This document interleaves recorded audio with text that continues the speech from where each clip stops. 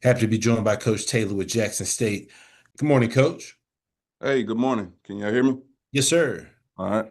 Coach, if you could start us out with an opening statement recapping your team's game versus Alabama State. Yeah, great weekend. One hell of a football game right here in Jackson for our homecoming. Great turnout with the crowd. I think it was over 40,000 people in the stands, but a great atmosphere this weekend.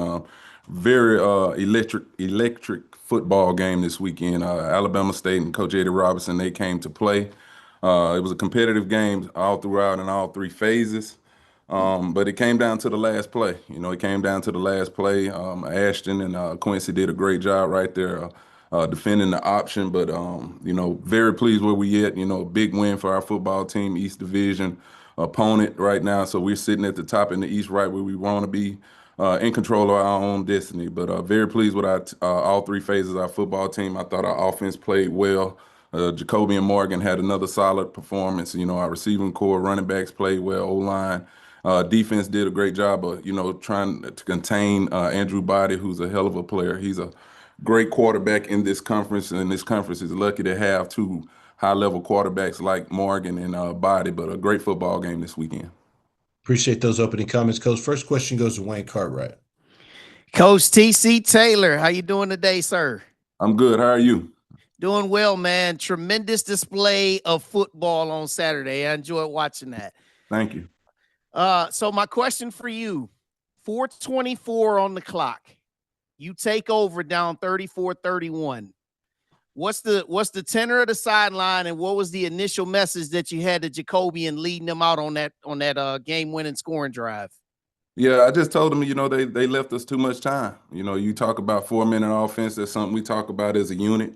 And the luxury for us in a 4-minute situation, we're able to run the football. We had some really good runs in there to generate some first downs, and just very pleased with the execution of our offense and the coaches and everybody in that moment. Nobody really panicked in that situation. We just wanted that opportunity to go down there and get an opportunity to score, and that's what we did. With some big third down conversions on that drive. We didn't do anything to shoot ourselves in the foot with penalties like that, and I told Jacoby in this is the moment, that makes the great ones. These are the ones, the moments nobody will ever forget. And he went out there and executed. And like I told you guys on Saturday night after the game, that last play to Nate, that was something he came to me and said he wanted to do. He saw something in the defense. He wanted to make that call, and I just put my trust in him, and he made a hell of a throw, and Nate went up there and caught it. So heck of a drive in that moment of the game against a good defense in Alabama State. Well, Coach, I appreciate you as always, and enjoy your bye week. All right, thank you. Question goes to Doc Holliday. Coach TC, what's going on? What's up, Doc? Good to hear from you again. Oh yeah.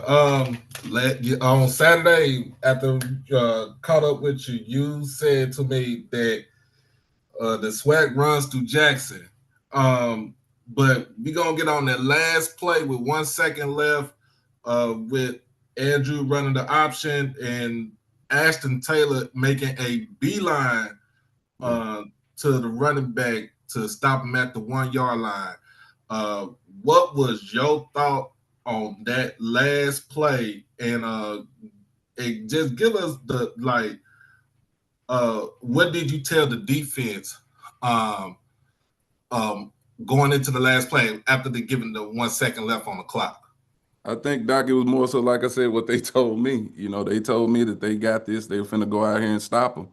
And that's what they did. I thought Coach Quinn came out with a good scheme. He hadn't really shown that look the entire football game. And it's an opportunity for Ashton to kind of freelance at linebacker. And that's when he's at his best. You talk about big-time speed and can impact plays when he's able to freelance like that. And he saw it. And once he saw the option that Body was running, he beelined. I mean, if you look at it on tape, it was no hesitation in him. He ran through to the right and just, stoned the running back right there at the goal line. It was a big-time play, but it was something that he did for us last year in the same game. In that same type of moment, he had the big safety back there in that game. So it was a great call by Coach Quinn getting, that young man in that position in order to make a play, and he did that. I thought our defensive line did a good job too as well on that particular play, is holding the line of scrimmage when you're in those type of situations, because to be honest, we really thought they were going to throw that ball over there. They had a bunch set up over there. We thought they were going to try to, work some kind of pick or rub routes right there. So great job by our defense, getting them off the field in that moment. And just having it go on a bang bang play, and I seen where it was at. It was a very close play, but hey, good luck on get some rest for this bye week and be ready for Vegas. All right, thank you. All right. Question goes to James Hill. Hey, Coach, I hope you and everyone in Jackson are well. The road to a championship and the grind. During that road to championships, there's these special games, and you just competed in one. Can you talk about this game and how special it was to get it done? These are memorable games, some of the greatest in history. Oh, definitely. I played in them, and now I'm fortunate enough to be coaching in some great, memorable matchups in this SWAC conference. But when you talk about the SWAC, you talk about a lot of legendary players, legendary moments, and I think this game last weekend ranks right up there with any of them. But it gets your football team ready for those later times in the year. We had to. We talked about getting to a Celebration Bowl, and we know that when people come to play Jackson State, it's going to be a tough game no matter who the opponent is. And Alabama State, like I said, they brought it. They did not go away. It was a dogfight to the end. But the resiliency that our team showed in this game, I was just talking about the doc with them that get that last play on the 1.5-yard line, and for us to go out there and find a way to stop them not scoring in that moment. It says a lot about this football team as a whole, and then the 4-minute period for us to have to go down there and go up in a game like that. Then we get that penalty on the PAT, and we have to, Beza has to have I mean, he nailed it. The kickoff, we were backed up, but he did a good job of kicking it, as deep as he could right there. So these kind of games, that they make the great ones and the ones that'll never be forgotten. And there was some guys out there this past weekend, that solidified themselves in history here. Congratulations on that victory, and we look forward to covering you going forward. All right, thank you. Question goes to Kayla Sweezy. Hi, Coach. I hope you're doing well. I want to take a moment to first congratulate you on that win and acknowledge that. But as I look ahead just at your schedule and the game coming up in Vegas against Grambling, I'm currently working on a story on the Raiders and just their deep history with HBCUs. What does it mean to be able to go play at Allegiant Stadium and bring HBCU football to the West Coast, to maybe a crowd who doesn't typically see it and in such a historic fashion, with this being the first time? Yeah, I think it's huge for HBCU football to go out on the West Coast. For us as a program, we got a huge alumni base out that way, and a lot of them can't get to Mississippi to some of these games. So we're going to take it over there and, allow those fans over there to see us play a football game. But it's going to be a great turnout. I mean, the buzz is all over the place right now for that game. Grambling is a team that beat us last year. That we went to Grambling, they beat us pretty good, almost about 3 touchdowns. So we got to come out and play, but this pays dividends. Then a lot of our players are excited about the opportunity of playing in an NFL stadium, so they're excited about it. I know the fans are excited about it. It's going to be great for HBCU football, and we look forward to next weekend. Thank you, Coach. Thank you. Question goes to Perry Daniels. Congratulations, Coach. Thank you. Appreciate it, Perry. Big win. Big win. Thank you. Coach, we after the stop, we had a chance to see you display some emotion that we don't normally get a chance to see. Talk about what was going through your mind and emotions at that moment. Yeah, it was a lot. Like I said, as a former player here, I done had some great games at the vet, some tough losses against that, a tough loss against that school at the vet. And at that moment, for that game to finish that type of way, I mean, it all just came out in that moment.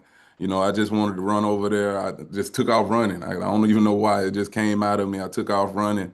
And, just happy for our team to get that win. The fans, I mean, they were electric the entire game. It was one of the loudest days I've ever been a part of in the vet, but it was a lot of emotions come out in that type of game like that, because a game like that has so much effect on what December or what a SWAC championship, all of the goals that we set, East Division championship, because like I said, Alabama State is a really good football team. You can't take nothing away from them. They are as advertised, and it just came out of me at that moment, and I couldn't contain myself. And once everything settled down, I was like, oh, let me cool down. Now I got to go shake Coach Eddie Rob hand, get over here to the band and everything. But hey, we enjoyed that one. I have to say that was one of my greatest moments in that stadium. Well, you deserve to let your hair down a little bit there, Coach. And the two institutions are developing a great rivalry. Good Yeah. luck to you in the future. All right, thank you, Perry. Question goes to Charles Bishop. How you doing, Coach? Hey, Chuck, how you doing? I'm good. Let me ask this question. This is Jacobian's second 5-touchdown game for Jackson State. And I know you're well versed in Jackson State football history, but I wanted to ask, just with regards to what he has on the ledger during his time at Jackson State, where do you think he's starting to kind of cement himself with regards to Jackson State football history? I think it's still a lot of football left for him. He's steady, writing his story in the history books right now. And it's because we still have 5 games left, potentially 2 more after that. But he's on a good track, Chuck. I have to say that, for the way he started off this season and a lot of the criticism that young man faced, it was tough on him. Let me say that. It was tough on him, but he persevered and came back, and he's playing stellar football right now. But when this thing ends, people are going to have to really sit down and say and look at and compare him to a lot of the great quarterbacks that came through this program. And it's all about his hard work and his ableness to persevere through these type moments, though, Chuck. I appreciate you always, Coach. All right, thank you. We'll take 2 more questions. First one goes to Tia Reed. Hi, Coach. Sitting here now at the halfway point of the season, what is your evaluation of your team and kind of this caliber of play expectation that they've set going into the back half of the season? Yeah, I know right now we got a football team that'll battle, that's going to battle for 4 quarters. I love our depth of our football team. We were missing some key players this past weekend. Cam Silas, the safety, wasn't there, and he's definitely an all-conference type performer. It was quite a few guys. Mello, one of our linebackers, has been impacting games, but this team just finds a way to persevere no matter the situation. We work situational football all summer long, all camp. In practice now, and we hit a lot of those situations this past weekend, and to see them go out there and execute at a high level, it just lets me know we can play with anybody in the country when we playing our best football. But these next 5 are what's important for us. We got 3 in a row on the road in Vegas. We go to Tallahassee, and then we got to go up to Valley, and then we'll finish the last 2 of the season right here at the vet. But we got to take these serious and be ready to go, take advantage of this bye week, heal a little more. But we got to get good reps and continue to get better because we still got a long ways to go in this season. But to answer your question, I'm very happy with this team. I know what I got in this team, and like I said, we can play with anybody in the country when we play in the right way. Thanks, Coach. Thank you. Last question goes to Marva. Hey, good morning, Coach. Or good afternoon, Coach. This is Marvin Afternoon. Nichols in PNB Sports. Congratulations on the win. That was top tier coaching from both you and Coach Eddie Robinson, and I really, really enjoyed the game. Question: can you share with us how the support from your athletic director, alumni, and fan base has influenced your program overall in creating the current culture of the program? Yeah, I think I know we have the top athletic director in the country, Ashley Robinson. He does a great job of giving us what we need to be successful.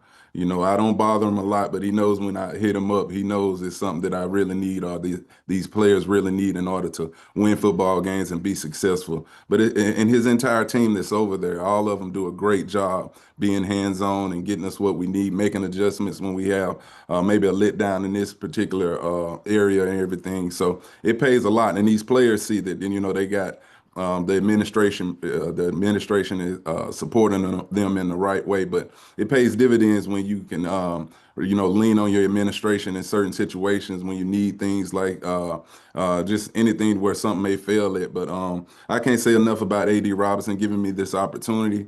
That's why I come out here and I come in here every day and work my butt off to try to, go out here and win games every weekend. And I just relay all that to our players and they respond to it.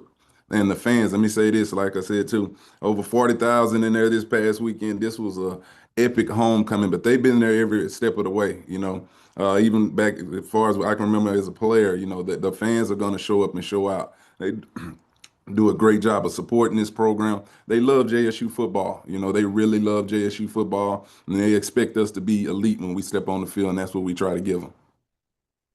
Absolutely. And I am Graham fam, so we know how that rival is between the two schools. And I look forward to seeing you over in Vegas, and good luck to you this weekend. Okay, thank you. I appreciate it. Coach, appreciate your time. Look forward to speaking to you again next week. All right, thank you guys. Y'all be safe. Thank you. All right.